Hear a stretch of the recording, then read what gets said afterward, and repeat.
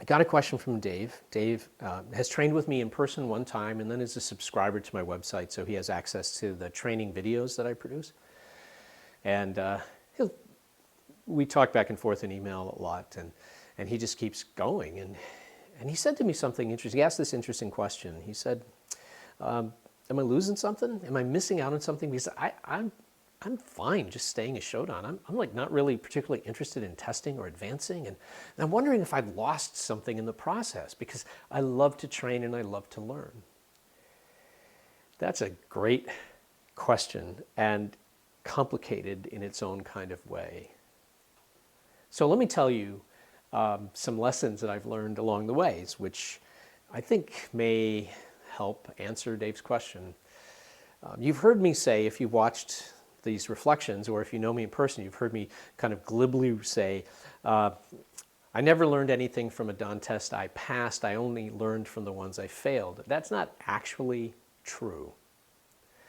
So you've maybe heard me talk about the first test I ever took for a black belt rank, the one I failed. I trained for months and months in preparation. I was at the time in my senior year of high school. It was the fall of my senior year of high school. Everybody, I think everyone in the school knew I was testing for black belt. It was really a big deal. This was 1974. And at that time, you know, there were maybe 3 people in a school of 2,700. My high school was 2,700 who had martial arts training at all. So we were a pretty rare bunch. And, you know, to be a guy testing for black belt, what a big deal that was.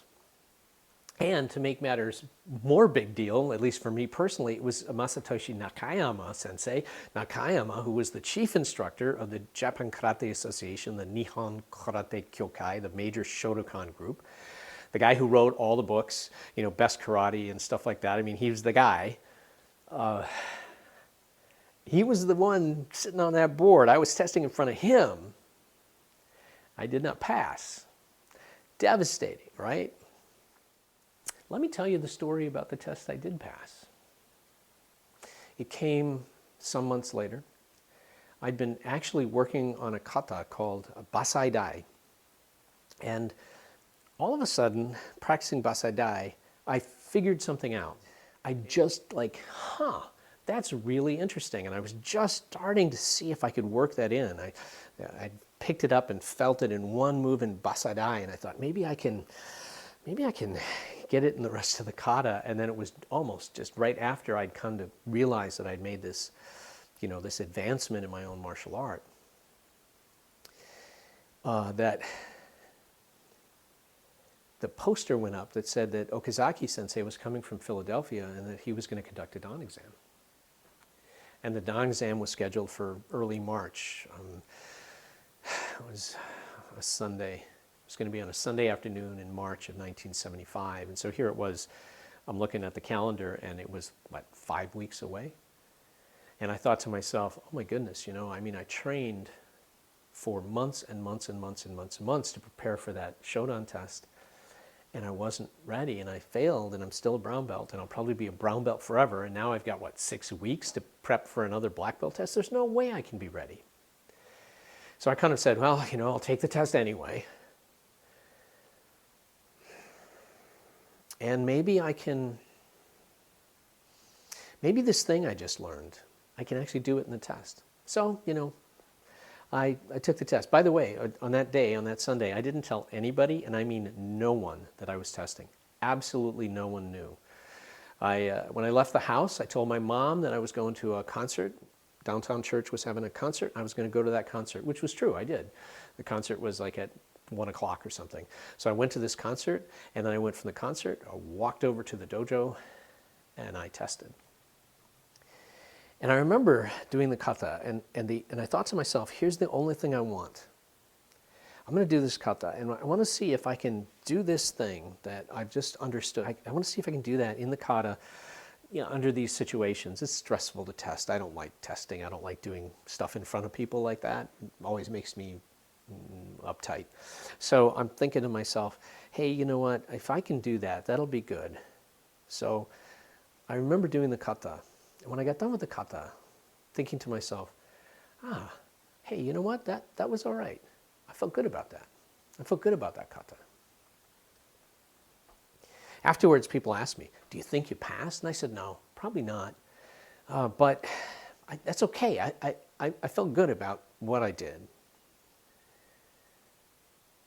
On that test, I passed. I realized something afterwards. I realized that I was able to pass that test because I wasn't trying to pass that test. Isn't that ironic? I was able to pass the test because I wasn't trying to pass the test. I was trying to do something else. I focused on something else, not on the goal of getting the black belt, but on the goal of, well, ultimately being a black belt. I didn't understand that at the time, but that's really what I wasn't trying to attain the rank. I was just trying to embody it somehow. I was focused on something more important, something that really made a difference. I have two rules. Don't worry about rank. Test every chance you can. Every opportunity you have to test, anytime you're eligible to test, test. Don't test when you're ready or when you think you're ready. Test when you're eligible. Test when the test is available. Just test. Just do it. Don't worry about it. Just do it. Some you'll pass, some you won't pass. It's still that way. I convene a board to provide some testing, master rank testing, for people who are part of the DKI, the organization that I'm a part of.